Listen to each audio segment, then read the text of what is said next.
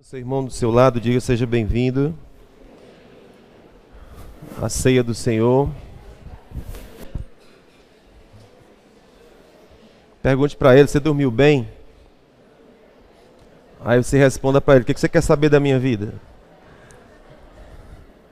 O que você quer saber da minha vida, querendo saber? Eu te dei intimidade, né não? Amém. Muito bem. Olhem para cá, por favor. Vamos compartilhar um pouquinho a palavra de Deus. Sim ou não?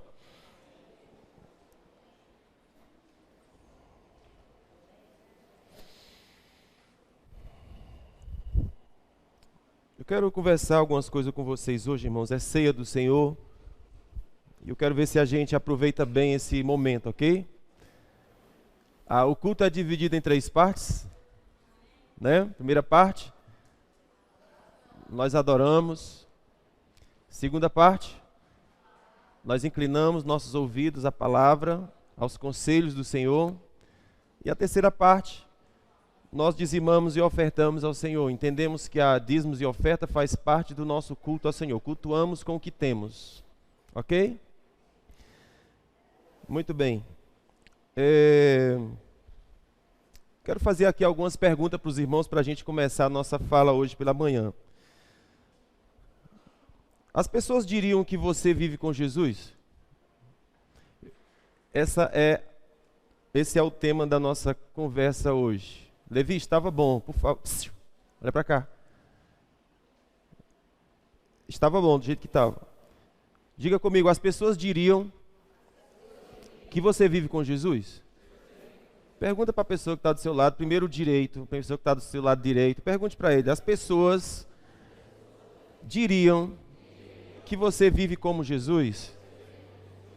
A pergunta é como, ok? Como Jesus? Ok, vamos lá, de novo, 1, 2, 3, e as pessoas diriam que você vive como Jesus? Agora você que está do lado, como é que é? Inverte os lados agora. Agora chegou a sua vez. Aí bichinha, pois agora eu que vou perguntar. Agora eu que vou perguntar. Então diga para ela, Luquinha bem baixinho.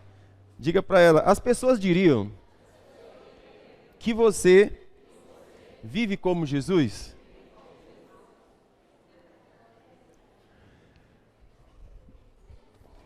Por que nós estamos fazendo essa pergunta hoje? É porque vocês sabem que há uma expectativa de que o povo de Deus, aquele que é de Deus, viva um nível de excelência. Ok? Vocês estão comigo? Há uma expectativa de que aqueles que foram alcançados pelo Evangelho, aqueles que deram suas vidas a Jesus, há uma expectativa de que eles vivam um nível de excelência que os outros não têm. Ok? E no que concerne esse nível de expectativa? É básico. E qual é? Que você seja igual a Jesus. Amém? O nível de expectativa de Deus é bem básico assim. Ele só quer que eu seja igual a Jesus. Ok? Se eu for como Jesus, ele disse: então tá legal. A terra está cheia da glória do Senhor. E o que é a glória do Senhor? É Jesus. Aquele que é a expressão exata do ser de Deus. Aquele que manifesta a glória do Pai. Aquele que, ao olhar para ele, vê Deus. Amém?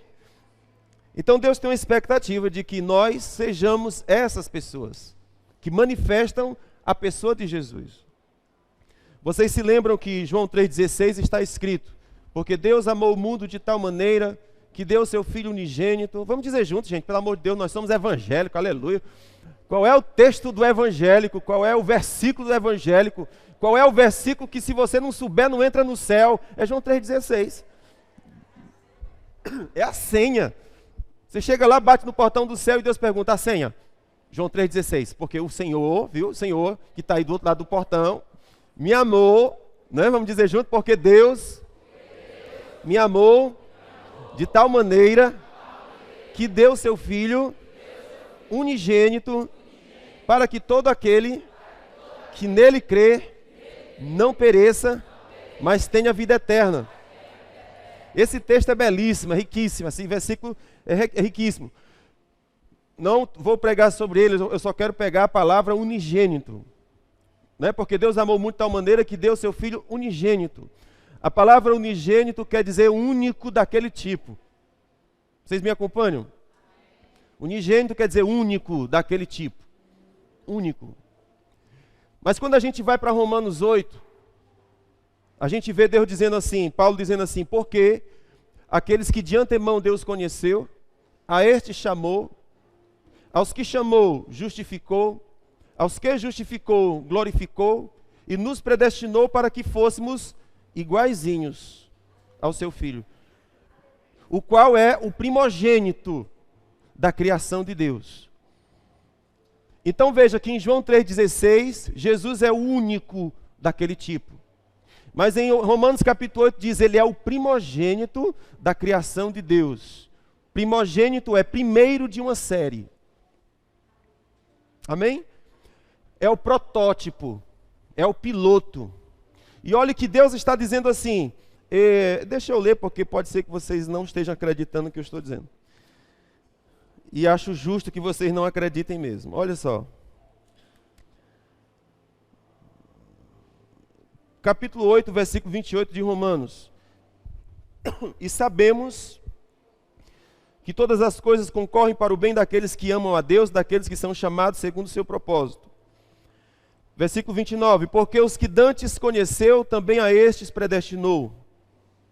Predestinou para quê? Para serem conformes à imagem do seu Filho, a fim de que ele seja o primogênito entre muitos irmãos. Isso diz alguma coisa para você?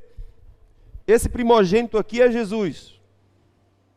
Nos predestinou para sermos conformes à imagem do seu Filho, a fim de que ele seja o primogênito entre muitos irmãos.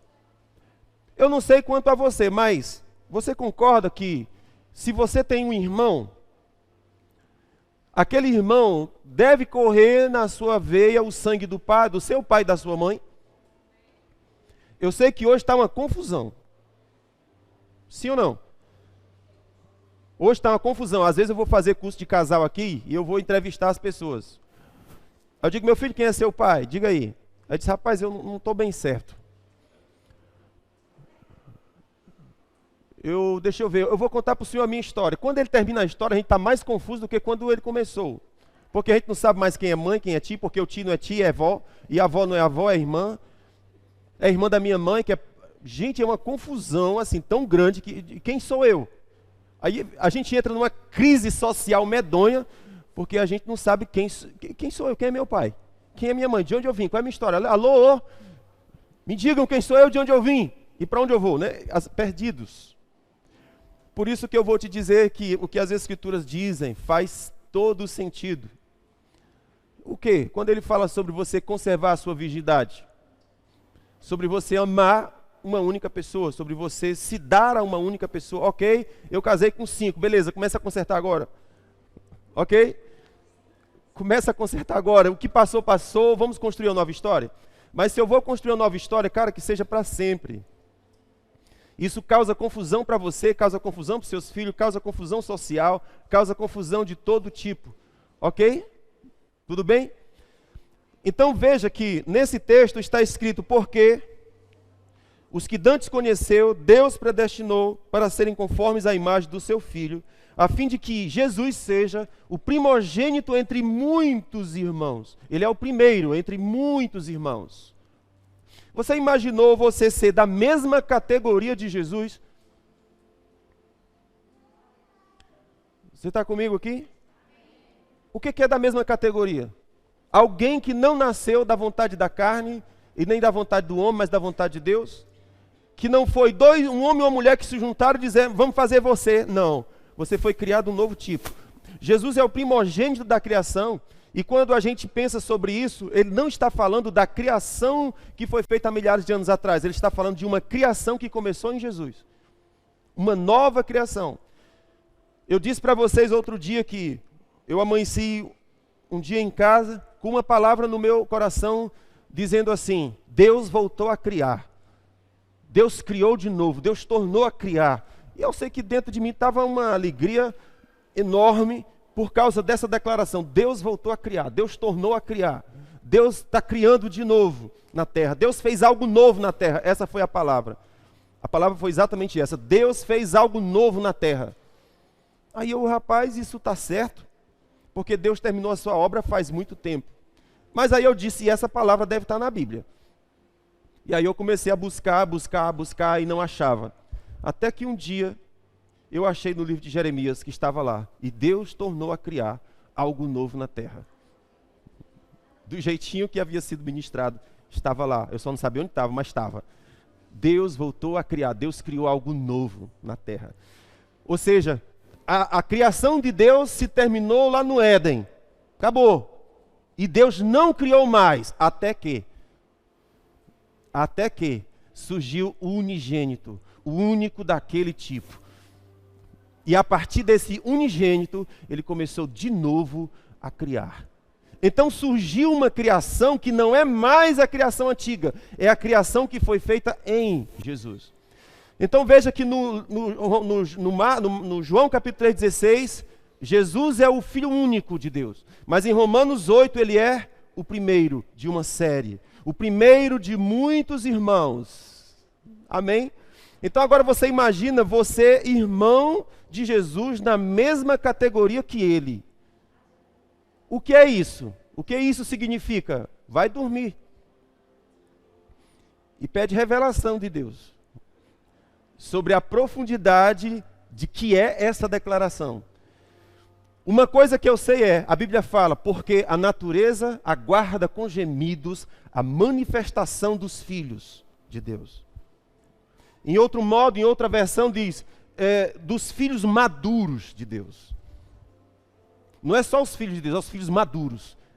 Quem são os filhos maduros? Aqueles que estão com seus pés fundamentados e alicerçados na palavra da justiça. E o que é a palavra da justiça? É aquela que você vai a Deus não confiado no que você fez, mas confiado no que Jesus fez, levando cativo o seu pensamento não à sua obediência, mas à obediência de Cristo. Os que estão firmados e fundamentados na obra que Jesus fez, estes são os filhos maduros.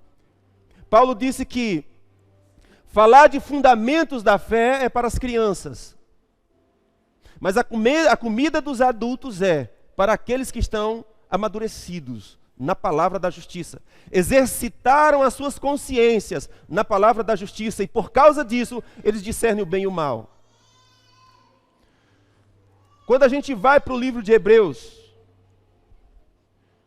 capítulo 6, ele vai falar, o apóstolo Paulo o escritor de Hebreus vai falar sobre os rudimentos da doutrina de Cristo.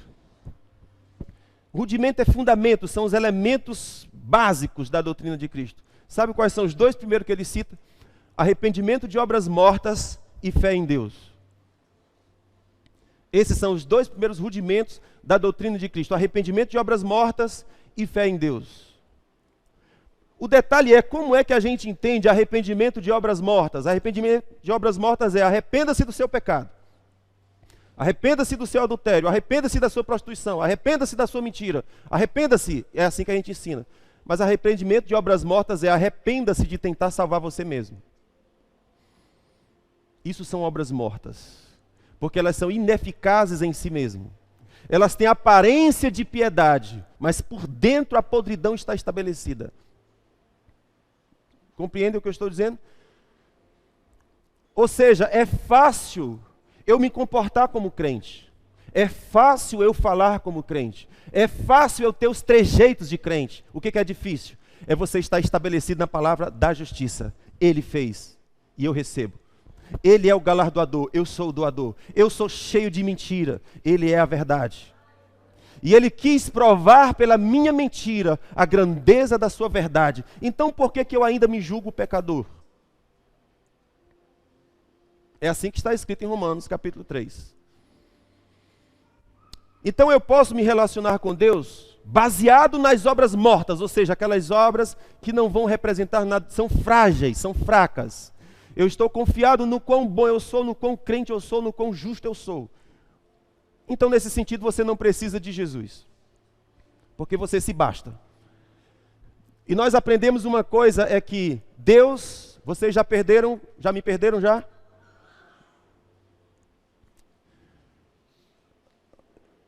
Se não está servindo, se senta, vaso.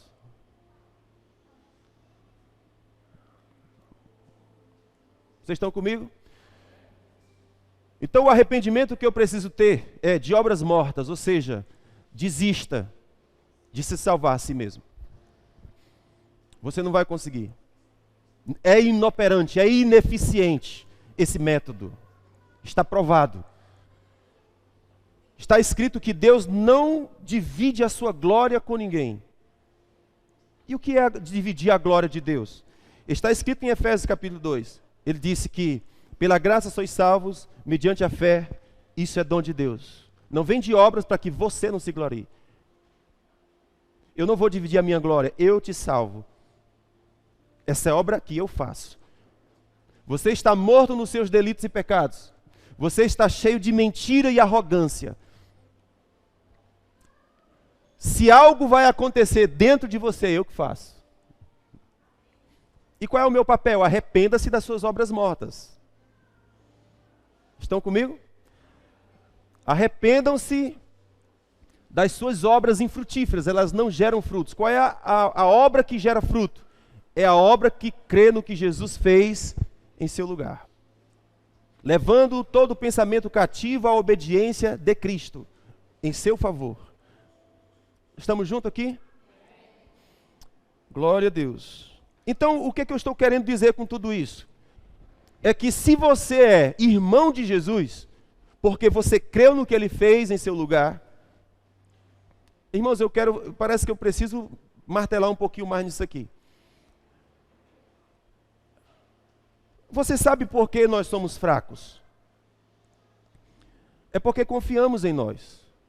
A nossa fé está posta no Deus errado. Amém? Em Provérbios 28, a Bíblia diz assim, porque o justo ele é intrépido como leão. Há uma intrepidez, há uma ousadia, há uma força natural ao justo. Se essa intrepidez não é vista, o que acontece? Nossas consciências estão dominadas por medo, por rejeição, e nós carregamos conosco a consciência de que nós temos que fazer algo para merecer, para ser aceito. Porque é essa a consciência que nós carregamos de nossas casas.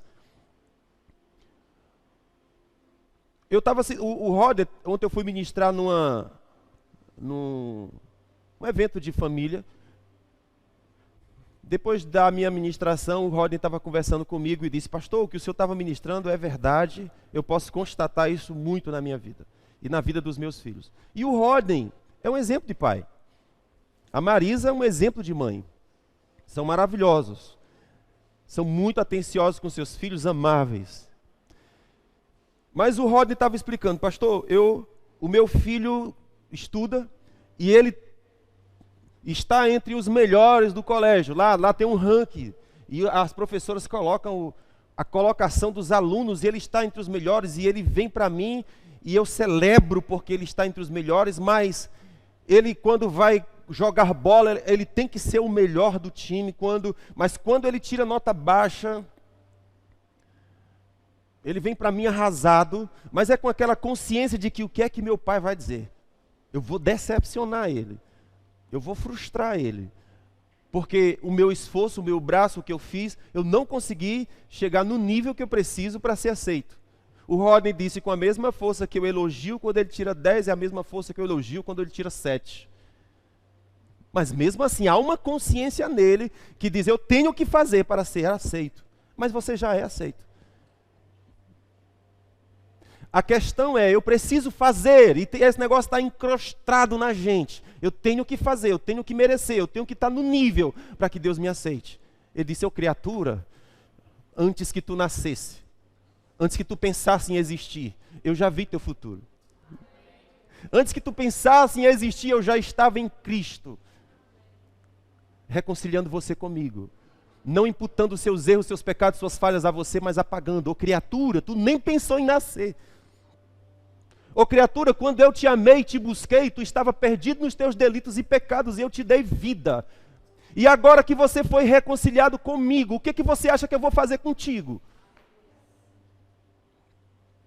Arrependa-se de obras mortas. Leve o seu pensamento cativo à obediência de Cristo. Nunca mais deixe o diabo torturar seu espírito e sua mente. Há uma ousadia natural do justo.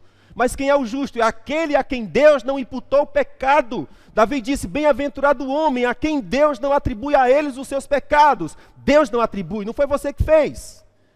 Ele não divide essa glória com você. Essa glória é dele. Qual é a consciência que eu tenho que ter? Eu sou filho. Irmãos, vejam quão grande amor nos amou o Pai. Qual foi o amor? De nos ter feito seu filho, seu próprio filho. Mas quando foi que Ele nos tornou seu filho? Quando nós estávamos errantes, perdidos, não buscando a Deus. Ou você acha que você buscou a Deus por quê? Por que você acha que você buscou a Deus? É porque de repente você teve uma crise de bonzinho? Não. É porque lá na sua perdição, você começou a ouvir uma voz dentro de você. E Jesus fala, todo aquele a quem o Pai fala, vem a mim. Todo aquele a quem o Pai ensina, vem para mim. Sereis ensinados por Deus, disse Jesus. Sereis ensinados por Deus. E todo aquele a quem o Pai ensina, vem para mim. Por que você acha que você vê a Deus? É porque mesmo lá no buraco da argia, onde você se escondia, Deus ministrou a você, não imputando a você os seus pecados, não considerando a sua sujeira, não considerando a sua nudez, não considerando a sua vergonha, não considerando as suas rugas. Eu te amei por causa de mim. Veja quão grande amor nos concedeu o Pai. Ele nos tornou seu filho. Ele nos deu o poder de se tornar seu próprio filho. Agora, qual é a minha crise? É que você passou tanto tempo escravo que você não sabe como é ser filho. Você só sabe como ser escravo. E o escravo é, se você não fizer do jeito que eu lhe disse, você vai para o tronco. Se você não fizer do jeito que eu lhe disse, não vai ter jantar. Se você não fizer do jeito que eu lhe disse, eu vou arrancar o seu filho de você e vou vender para outro. Se você não me fizer como eu lhe disse, eu vou arrancar a sua mulher e vou fazer com que outro faça sexo na sua frente. Isso é mente de escravo, isso é vida de escravo, isso é coração de escravo, isso é tortura de escravo. Jesus disse, você só precisa migrar do reino da escravidão, do reino das trevas, para o reino do Filho amado. Quando acontece essa migração, as forças do inferno simplesmente se desmontam. Perde completamente a força. Jesus disse, vocês conhecerão a verdade e vocês andarão livres. Que verdade? A verdade do amor do Pai. As baratas, elas só se manifestam enquanto a escuridão está. Mas quando a luz do amor do Pai chega, as baratas fogem. Por quê? Por que a perturbação acaba? Por que o temor acaba? Por que a loucura acaba? Porque a luz do amor do Pai chegou. As baratas correm. E tem que deixar livre o meu filho. Conhecereis a verdade e vocês andarão livres. Como é que eu vou saber se os meus pensamentos são pensamentos de Deus ou do diabo? Olha o que está acontecendo dentro de você. Se os seus pensamentos estão causando mal a você, estão lhe empurrando para baixo, esses pensamentos não são do Pai. Todos os pensamentos que vêm do Pai são pensamentos que te levantam. Eles nos confrontam, mas nos confrontam com entusiasmo para se levantar e vencer. O confronto do diabo é, você não merece, você não pode, você não consegue, você está ferrado. E você diz, é verdade. Está falando de mim, me descreveu, é isso mesmo que eu sou. Mentira. O diabo só governa as pessoas a partir da mentira. Ele sugere mentiras e você capta-as como sendo sua. E Deus está dizendo, como o diabo é diabo. Como ele é maligno, como ele é cheio de malignidade. Porque a verdade de Deus é, você é meu filho amado. Jesus veio pregar uma verdade. Irmãos, veja, você sabe por qual verdade Jesus morreu? Porque Jesus morreu por causa de uma verdade, não foi pelo que ele fez. Quando os judeus pegavam em pedras para matar, ele perguntava, por qual obra que eu fiz vocês querem me matar? E ele diz, não é por causa de obra. É por causa de quem você diz que é.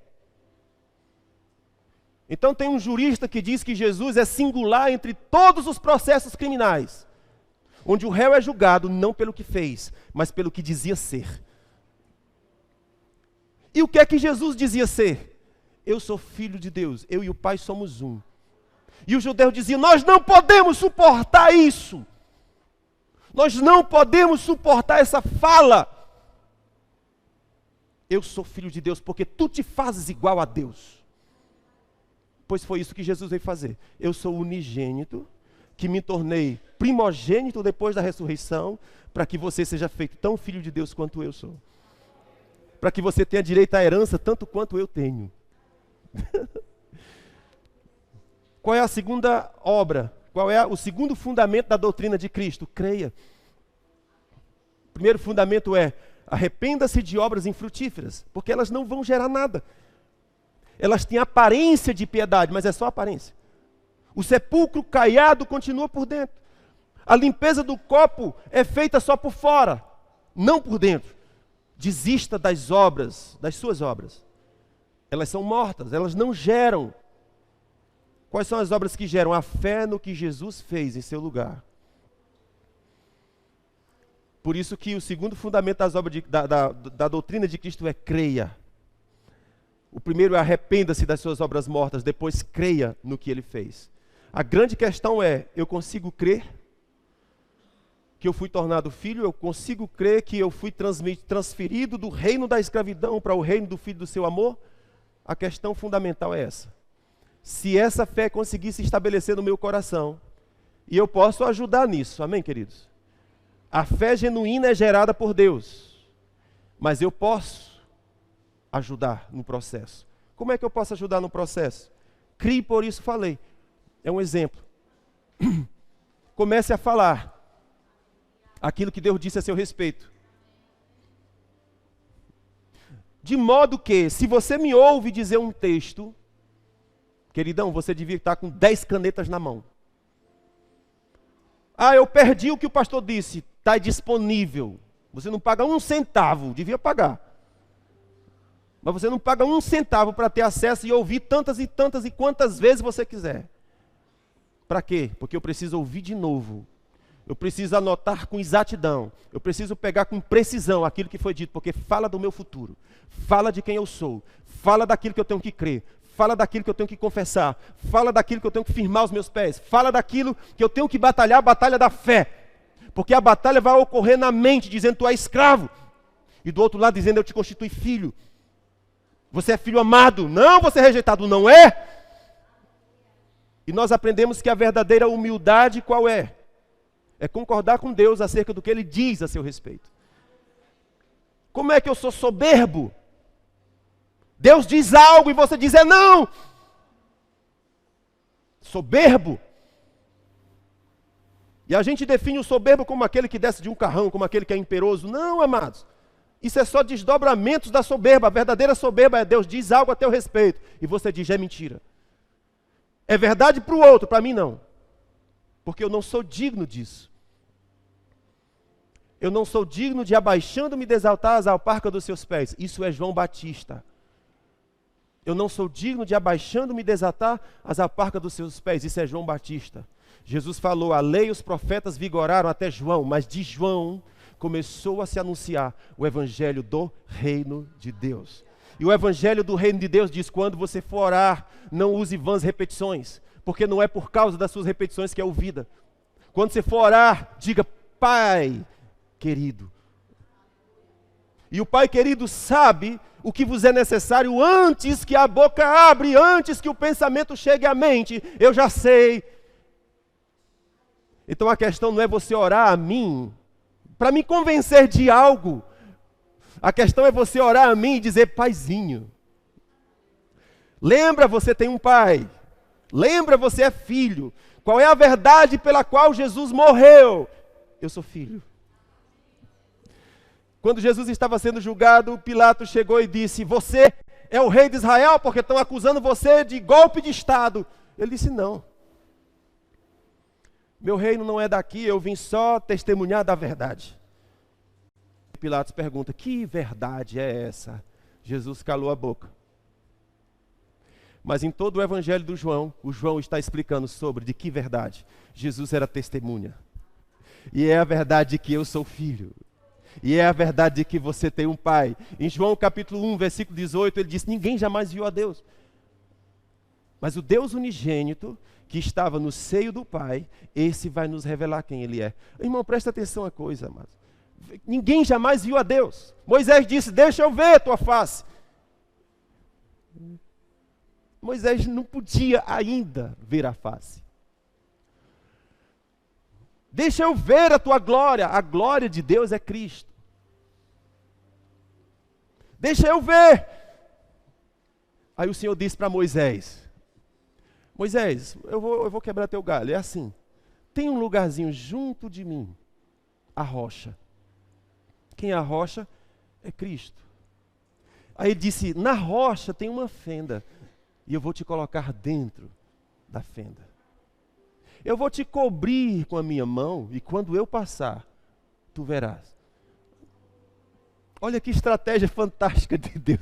Deixa eu ver a tua glória. Ele disse: eu tenho uma estratégia. Tem um lugar junto de mim. Na rocha, Jesus. E dentro da rocha tem uma fenda que cabe você perfeitinho. Foi feito com o seu endereço, foi feito com o seu DNA, foi feito com a sua forma, tem a sua estrutura, te cabe com perfeição. Foi feito pensando em ti. Vou te pôr lá. E vou colocar sobre você minha mão, quando eu passar, tu verás. Só que Moisés, o Senhor disse assim: tu verás a minha glória. Aliás, tu verás as minhas costas. Olha que coisa. Moisés disse: deixa eu ver tua glória. E Deus disse: você não pode ver ainda. Mas eu vou te revelar o que é possível revelar. Sem Jesus é possível revelar uma coisa.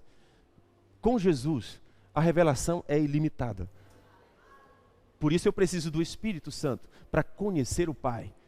Porque não há pregador que consiga dizer. Nem ele mesmo sabe. O que foi que Moisés viu? As costas de Deus. Ele passou e Moisés viu as costas de Deus. Sem Jesus, a única coisa que você pode ver é o seu passado. A única revelação que Moisés conseguiu receber de Deus foi do Gênesis. No princípio criou Deus os céus e a terra. Deus revelou o passado para Moisés. Foi a única revelação que Moisés... E era gloriosa. Amém?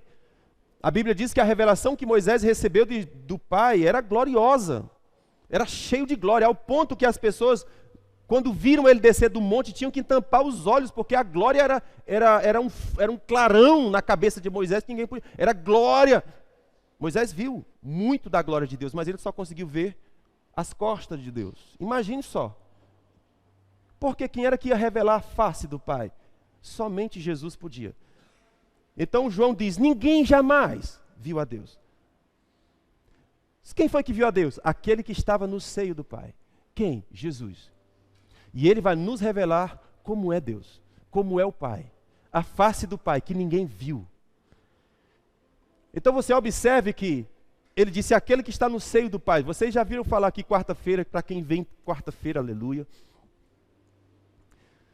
que o seio do Pai, eu fui pesquisar, me intrigou essa expressão, Jesus, aquele que está no seio do Pai. Eu tinha a impressão de que seio do Pai se referia a Jesus na eternidade com o Pai, fazendo, construindo com Ele. E eu tinha essa imagem. Mas aí eu fui pesquisar e eu descobri que seio é mesmo seio.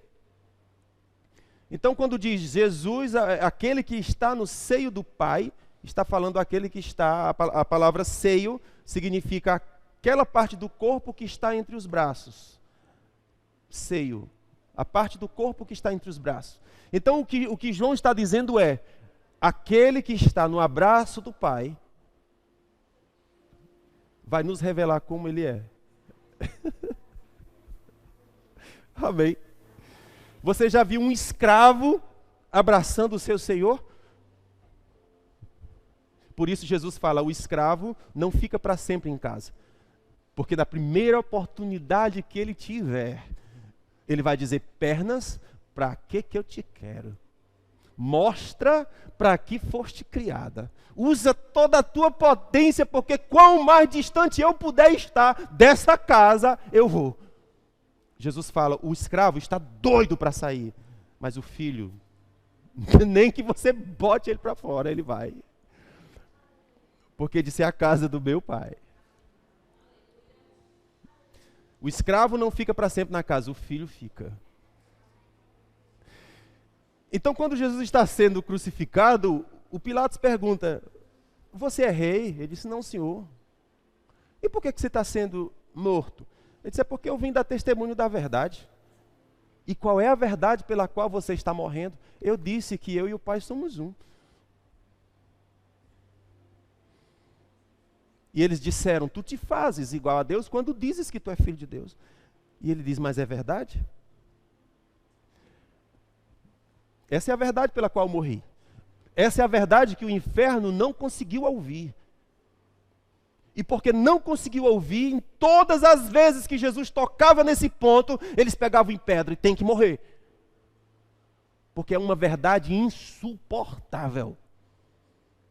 No livro de Apocalipse diz sobre aqueles que foram degolados por causa do testemunho de Jesus. Qual é o testemunho de Jesus?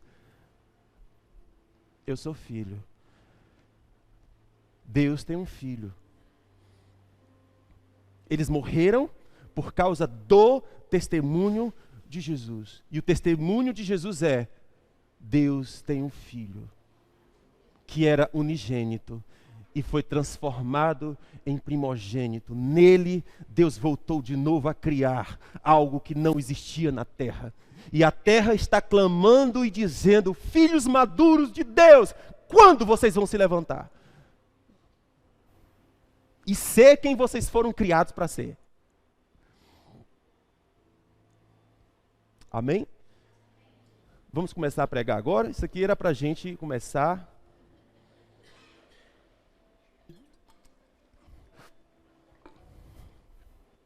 Porque eu estou falando sobre se as pessoas diriam que você vive como Jesus. As pessoas olhando para você diriam: esse vive com Jesus. Vocês compreendem a pergunta? As pessoas olham para você e dizem: esse vive com Jesus. Como Jesus. Vocês se lembram que Pedro estava lá na crucificação de Jesus e perguntaram para Pedro: disseram, você andava com Jesus? E ele disse: eu mesmo não. E por que eles perguntaram? Diziam: porque você parece. O seu aspecto denuncia. Amém? Então você veja que Deus fez algo novo na terra, Deus criou algo novo na terra, e Ele tem a expectativa de quê? De que essa criação viva como Jesus viveu. Manifeste as obras que Deus criou para você andar nela. Estamos juntos? Você ficou triste por causa disso, sim ou não?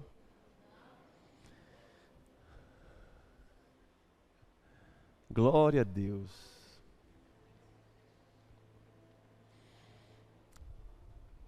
Então, que hábitos você quebraria se vivesse como Jesus? Vamos dizer comigo: que hábitos você quebraria se vivesse como Jesus? Se você vivesse como Jesus, o que seria diferente no modo como você vive com a sua esposa?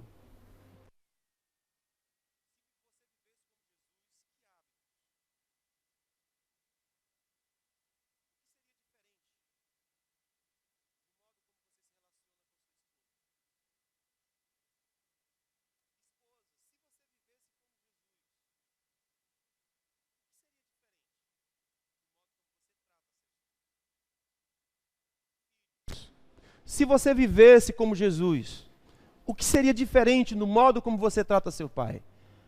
No modo como você trata sua mãe?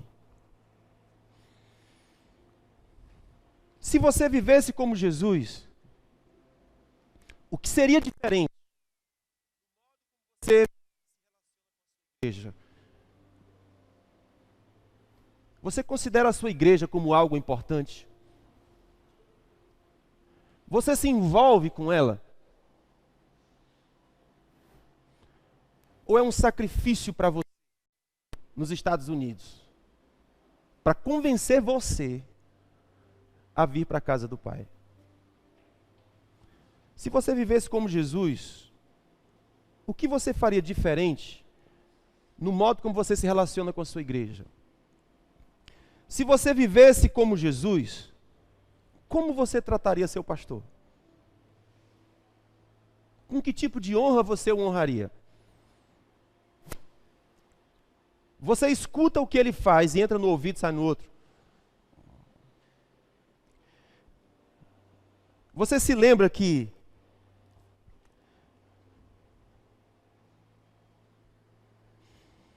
Jesus disse assim acerca de Elias. Escuta, Elias. Aliás, falando para os judeus, disse assim: vocês sabiam que na época de Elias, havia muitas viúvas na época da fome em Israel. Mas Deus não enviou Elias a nenhuma delas. Enviou para uma outra viúva num outro país. A viúva de Sarepta. Não é curioso isso? Ora, Elias era o dom de Deus enviado especificamente para Israel. Israel estava passando por uma das piores fomes e secas que eles estavam passando. E o profeta de Deus ali Deus diz para ele: vá para outro país. Tem uma viúva lá, esperando por provisão divina. Aí Jesus disse: você sabia disso? E sabe por que que Deus fez isso? Deixa eu ver aqui.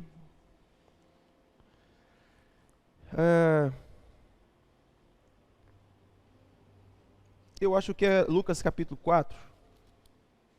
Nós já estamos encerrando, o Ministério do Louvor pode vir para cá. Vocês foram alcançados de alguma forma, gente?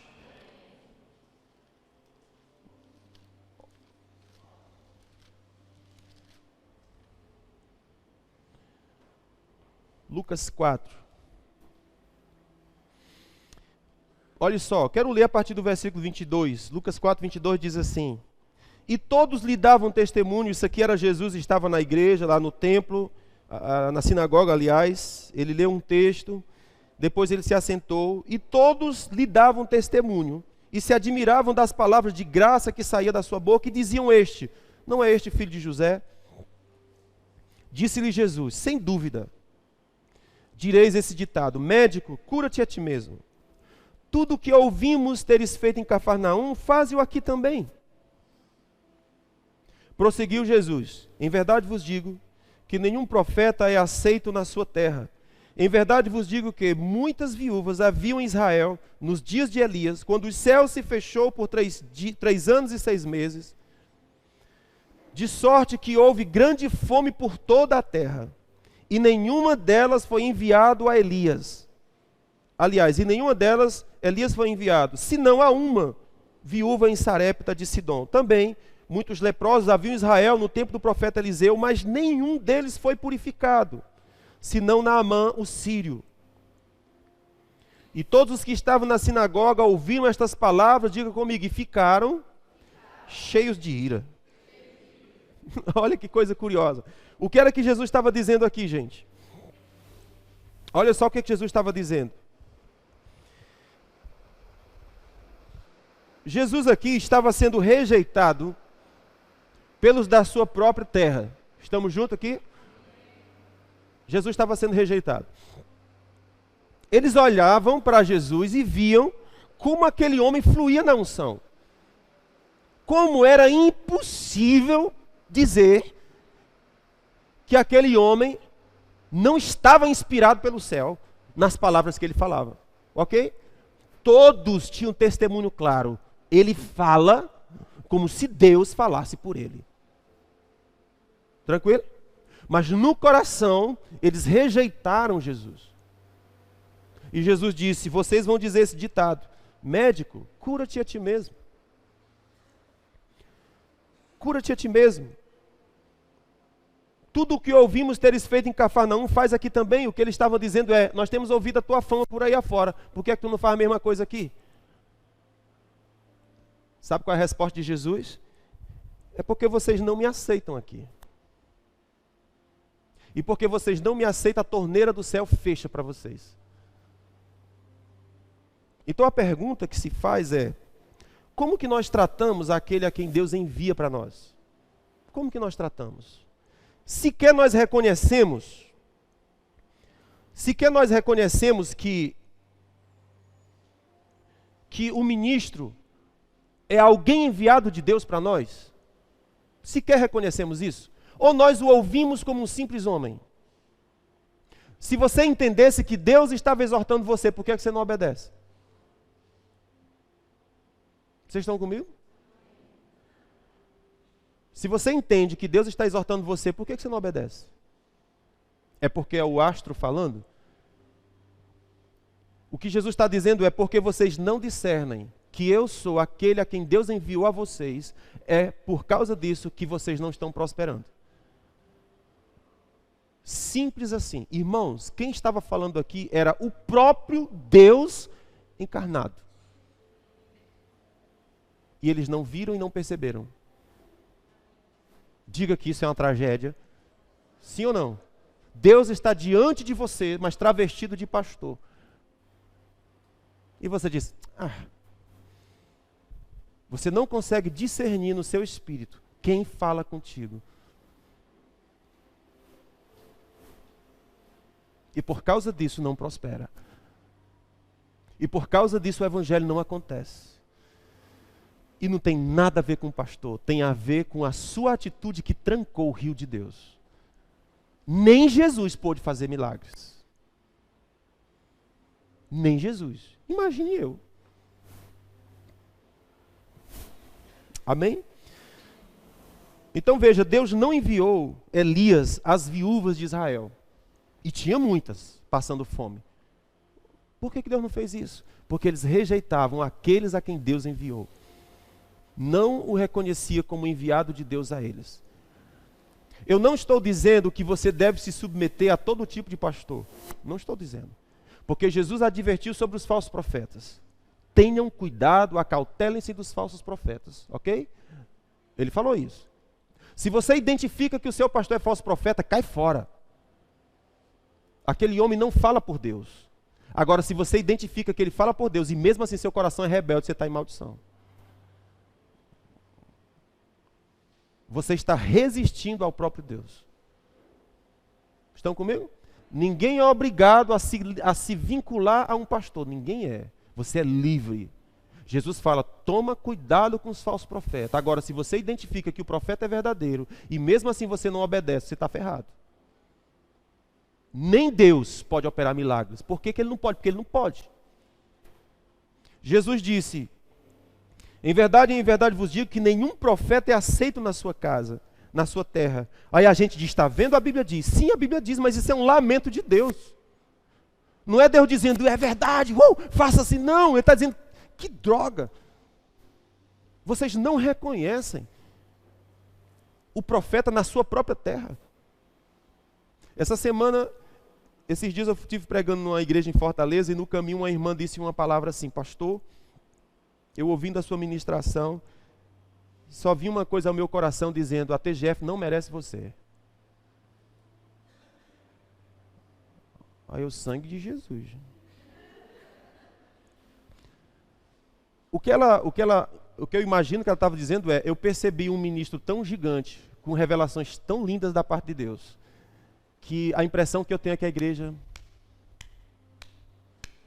os ministros que deveriam estar voando, porque Deus colocou alguém do lado dele para voar, estão todos indo, fazendo e tal, sem discernir o tempo, a época e a estação.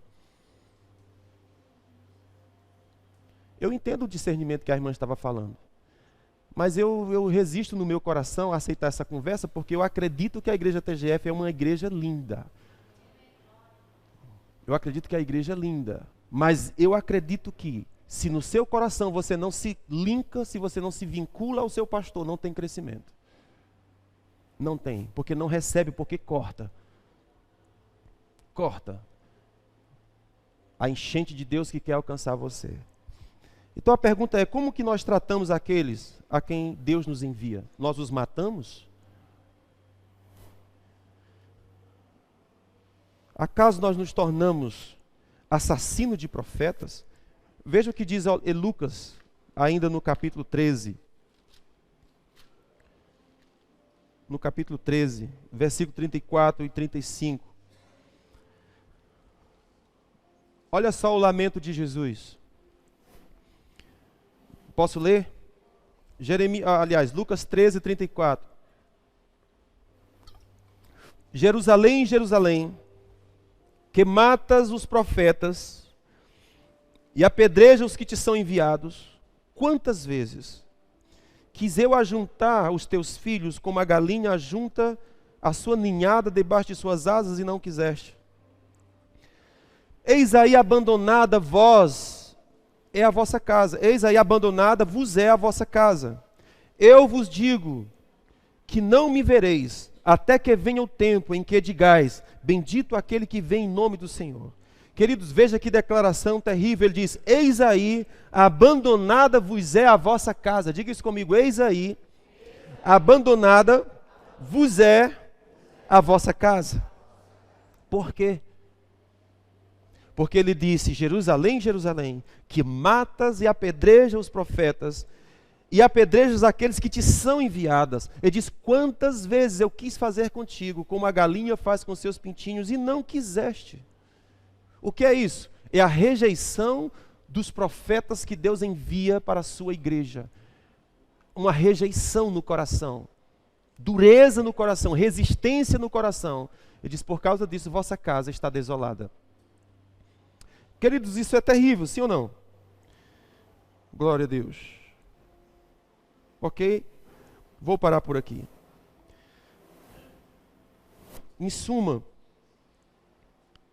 o que eu queria falar com vocês hoje era sobre a cultura da desonra. Ok? Nós vivemos numa geração da cultura da desonra. O rompimento com tudo aquilo que representa a autoridade. Isso é um conceito marxista, que está infiltrado na nossa sociedade como uma força descomunal. Os nossos adolescentes, as nossas mulheres, os nossos empregados, todos estão dominados por uma consciência, e essa consciência é tudo que for autoridade, rejeite. Porque é um conceito marxista. O conceito marxista diz, olha, filho, o teu pai é um opressor, e tudo que é opressão, sai fora. Empregado, o teu patrão é um opressor. Sai debaixo da opressão do teu patrão. Religioso, o teu pastor é um opressor. Sai debaixo disso, Deus é maior. Mulher, você é esposa de um marido, fala sério. O marido é opressor. Essa é a filosofia que domina os nossos jovens, que domina as nossas mulheres. Aí as nossas mulheres viram feminista em vez de feminina. E quando elas viram feminista, viram de sexo e viram homem. Que é o que oprime a mulher. Eu digo, como assim? Então a nossa sociedade virou uma fábrica de produzir mulheres homens e uma fábrica de produzir homens mulheres. Por quê? Porque eu tenho que resistir tudo que é opressão. Não. Isso é a cultura da desonra. O ensino que a gente tem das Escrituras é o caminho do progresso, o caminho do sucesso, é o caminho da honra. O que a Bíblia diz é, nem no teu quarto, no mais oculto do teu quarto, reclames ou murmures do rei e nem do rico. Não murmures do rico e não murmures do rei. O que é isso? Pessoas investidas de autoridade. Como é que você vai falar do rico se o seu sonho é ser rico?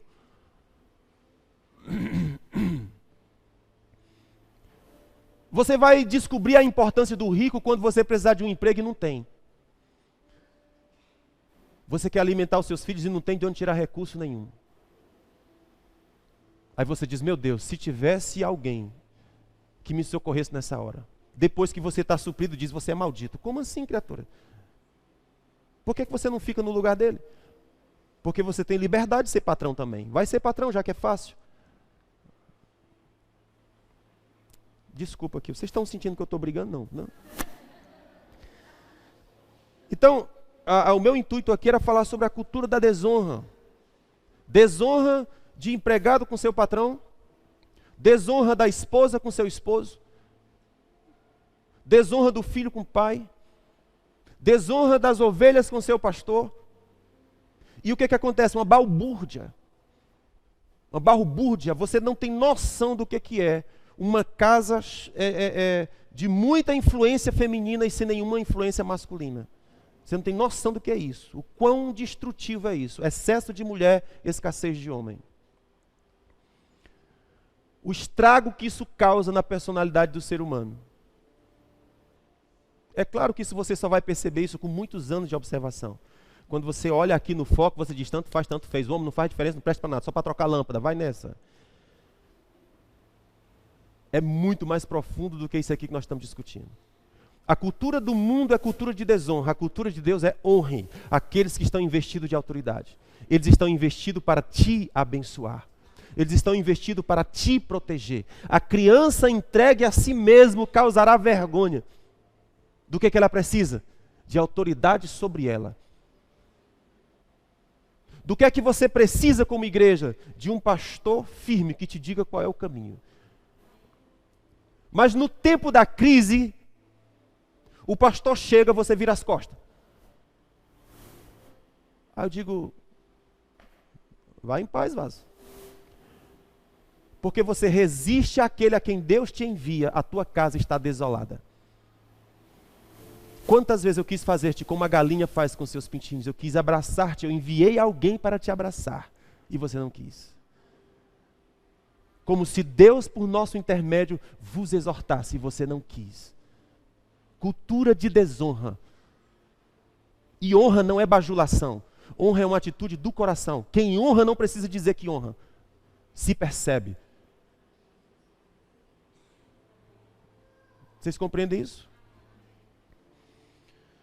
Cultura de desonra com os pais, cultura de desonra com o patrão, cultura de desonra com professores, cultura de desonra com o pastor. Isso destrói nossa vida. Então a pergunta é, as pessoas diriam que você vive como Jesus? E se você vivesse como Jesus, o que você mudaria?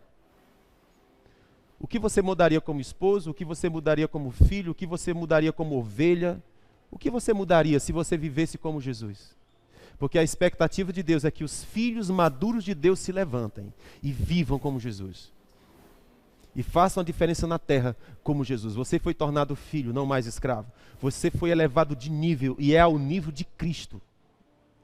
Não é ao nível da maior autoridade da terra. A maior autoridade da terra é você. Só que você não sabe. Só que isso não faz sentido para você.